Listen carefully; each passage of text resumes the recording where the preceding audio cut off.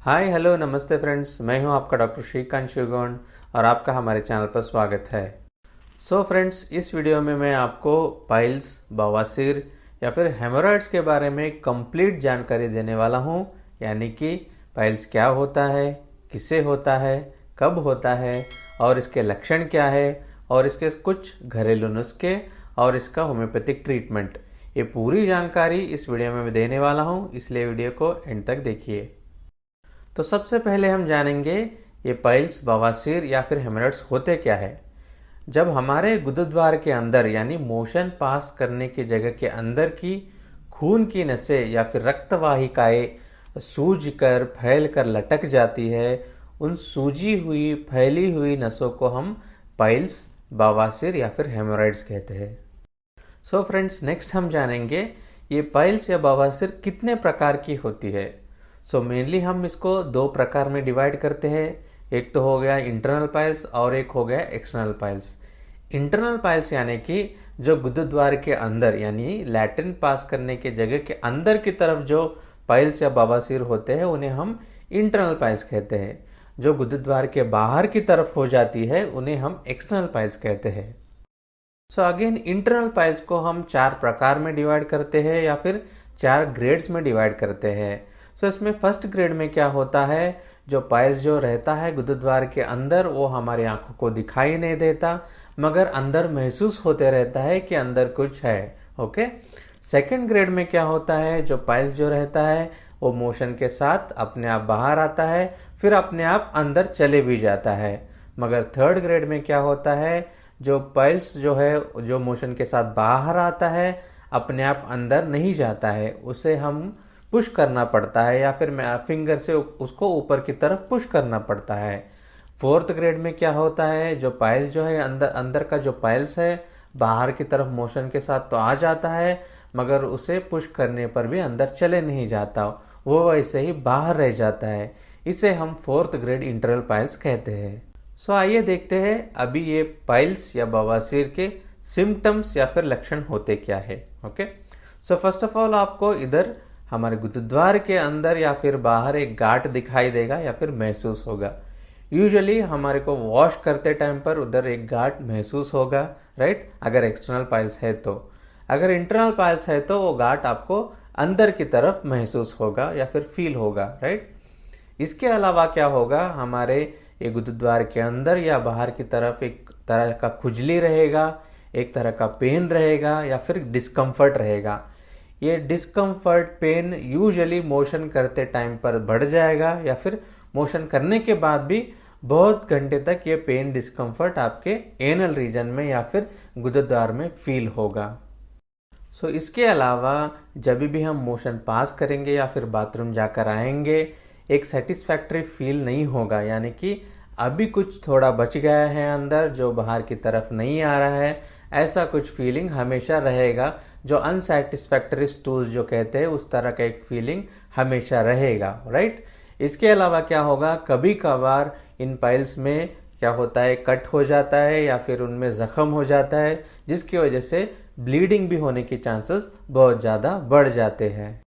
इन सभी सिम्टम्स के अलावा कभी कभार क्या हो जाता है, ये खून की नसों में या फिर ये पाइल्स में जो है ना खून जम जाता है, उसको हम थ्रोम्बोज्ड पाइल्स कहते हैं। जब ये पाइल्स थ्रोम्बोज हो जाते हैं तो क्या होता है, उस जगह पर बहुत ही सीवियर दर्द होने लगता है जिसे हम बर्दाश्त नहीं कर सकते।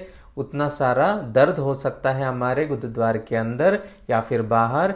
ये दर्द जो है हमारे पीठ में या फिर हमारे बैक रीजन में भी रेडिएट हो सकता है। चलिए अब जानते हैं ये पाइल्स या बवासीर क्यों होता है, किन कारणों की वजह से होता है। इनमें फर्स्ट एंड मोस्ट इंपॉर्टेंट है कब्ज यानी कि कॉन्स्टिपेशन। ओके। कब्ज या कॉन्स्टिपेशन में क्या होता है, मोशन बहुत ज़्यादा हार्ड हो जाता है, सख्त हो जाता है, जिसकी वजह से बहुत ज़्यादा स्ट्रेन करना पड़ता है इंसान को मोशन पास करने के लिए या फिर बहुत ज़्यादा ताकत लगानी पड़ती है। इस वजह से क्या हो जाता है, जो गुदद्वार के अंदर जो खून की नसें है वो सूज कर फैल कर लटक जाती है, जिसे हम पाइल्स कहते हैं, राइट। उसके अलावा जब भी किसी इंसान को क्रॉनिक डायरिया होता है यानी कि दस्त लग जाता है, ओके, क्रॉनिक दस्त लग जाता है, फिर बार बार दस्त लग जाता है, उस इंसान में भी पाइल्स होने की संभावनाएं बहुत ज़्यादा बढ़ जाती है, राइट। इसके अलावा जो इंसान बहुत ज़्यादा मोटे रहते हैं या फिर जिनमें मोटापा बहुत ज़्यादा रहता है, वजन ज़्यादा रहता है, उनमें भी ये पाइल्स होने की संभावनाएं बहुत ज़्यादा बढ़ जाती है, राइट। इसके अलावा जो लोग बहुत ज़्यादा वेट लिफ्टिंग करते हैं या फिर बहुत ज़्यादा वजन उठाते हैं, उनमें भी जो ये देखा गया है कि उनमें भी पाइल्स होने के चांसेस बहुत ज़्यादा बढ़ जाते हैं, राइट। और उसके अलावा ये देखा गया है कि महिलाओं में या फिर औरतों में क्या होता है, प्रेगनेंसी के टाइम पर भी पाइल्स होने की संभावनाएं बहुत ज़्यादा बढ़ जाती है, राइट। उसके अलावा जो कोई भी फाइबर रिच डाइट जो नहीं लेता है, यानी कि फाइबर रिच कंटेंट रहने वाले फूड जो नहीं लेता है, जैसे कि फल होने दो, सब्जी होने दो, तरकारी होने दो, इस तरह की चीज़ें जो नहीं खाता है, उनमें भी पाइल्स होने की संभावनाएं बढ़ जाती है, क्योंकि इन लोगों में फाइबर की कमी की वजह से क्या होता है, कब्ज या कॉन्स्टिपेशन होता है, और कब्ज कॉन्स्टिपेशन होने की वजह से बवासीर होने के संभावनाएं बहुत ज़्यादा बढ़ जाती है।